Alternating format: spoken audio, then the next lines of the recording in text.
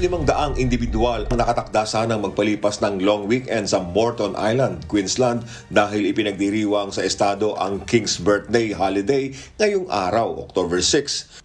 Subalit isang careless at illegal na campfire ang hinihinalang nagsimula ng isang malaking bushfire sa isla.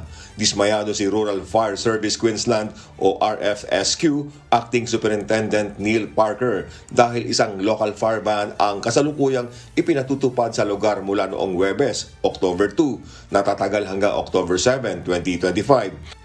Ayon kay Parker, malaki ang epekto ng ganitong kapabayaan, partikular sa kanilang volunteers na naglalaan ng oras sa magdamag para sa kaligtasan ng publiko. Hinikayat din niya ang lahat na maging vigilant at ligtas at gumamit ng common sense habang patuloy pang iniimbestigahan ang tunay na pinagmulan ng sunog. Iniulat naman ni Queensland Parks and Wildlife Service o QPWS Ranger J. Lessons na may 480 campers pa ang nananatili sa Moreton Island at 20 ang bilang ng inilikas.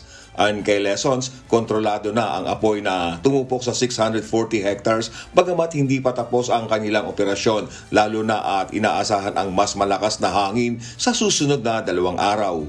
Nasa 32 firefighters at 5 waterbombing aircraft ang rumisponde upang kontrolin ang pinakamalaking bushfire sa isla sa pagkalipas ng 6 na taon. Tiwala naman ang camper sa isla na seryoso ang fire volunteers sa pag-apula ng apoy kahit pa nabalahaw sa buhangin ang ilan sa kanila. Danny De Lieva, humahataw sa balita ngayon.